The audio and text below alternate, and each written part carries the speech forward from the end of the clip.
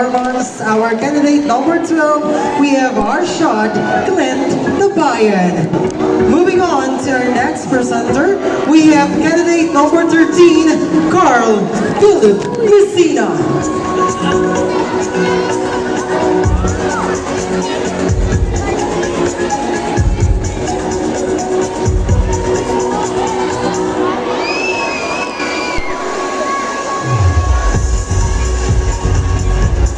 So, pwede i-open ang lights. Okay, once again, ladies and gentlemen, let's give a round of applause to Mr. Carl Philip Messina. Nga boduyong umuhatag ka na to gusa ka masigarbong tula. Sisimulan na natin ang tulang ito, ang kantang napamulat sa atin ng iba't ibang gulay, tumatak, umukit at nakatanim na sa bawat Pilipino. Ang munting kubo, ngunit puno ng buhay, ang bahay kubo, nakatiray kalbo. Sino nga ba ang magtatanim dito? Uhaw ka na ba sa pag-ibig?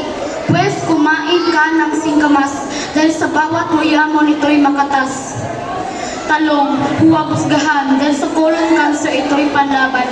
Hindi tulad mo na hindi lumaban, kaya iniwan na lang basta-basta na walang kaalam-alam. Sigarilyas, papatibay ng buto, di tulad ng resyon niyong walang katibay-tibay, kaya nasira dahil walang umalalay. Sitaw, sa lahat ng putay siya ay kasama dahil nakikita ang kanyang mabuting dulot. Hindi tulad niya na bulag sa iyong halaga at tuluyan ka ng nilimot.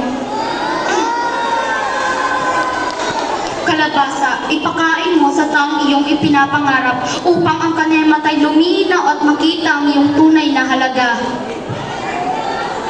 Upo, tulad ng kaklase mong sip-sip sa eskwelahan, sumisip-sip din ito ng kolesterol sa ating katawan. Hindi tulad yan na hindi man lang ang iyong halaga, sumipsip pa sa iba. Mustasa, kung titignan mo'y parang lantutay, ngunit huwag husgahan dahil dulit nuto'y iron. Huwag mong igaya sa ex mo, na hinusgahan mo na, iniwan mo pa.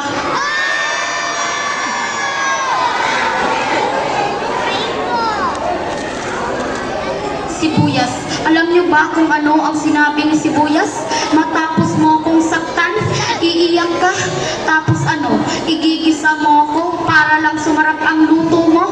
Oo, masarap ako. Pampabango at pampasarap lang at wala nang higit pa sa relasyon nating dalawa. Bawang, mayaman sa protein. Sila ni Sibuyas ay always together. Pero bakit wala pa rin forever? Apple. Sabi mo, si Crush kumain ng apple, tapos sa iba na fall. Kumain ka na rin ng apple, oo, ikaw na di makamove on habol ng habol. Kumain ka ng karot para hindi ka humarot, di ka dapat umasa sa taong paasa at ang tanong, bakit ka pa rin ba umaasa?